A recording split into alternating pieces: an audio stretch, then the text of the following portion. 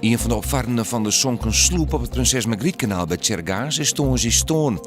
De 81-jarige Duitse vrouw schiet met familieleden in de hiersloep. Het liet toch een vrachtschip over Veenwaard en zonk.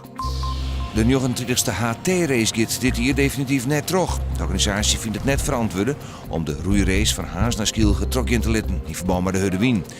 Uitwieken naar Sneun is geen optie, ik dan zocht het waarde net goed uit. Grensrechter Erwin Seinstra van Dron Riep zal aan de slag op een groot voetbaltoernooi in Brazilië. Maar skiërsrechter Björn Kuipers gaat er naar de Confederations Cup, die in de tweede helft van juni spelen wordt. Op het toernooi doggen verder onder andere Japan, Spanje en Italië mee. Goed 80.000 mensen hebben juist het traditionele blomkenmerk van Ljouwert bezocht. Haast 2 keer zo vol als vrienden hier. De organisatie spekt dan ik van een groot succes. De blomkenmerk weer dit hier groter als jaren, omdat er meer plak wie in het centrum. Joen en vannacht blote droeg en de zuidwestenwind neemt in Krijft aan. Het wordt 9 graden.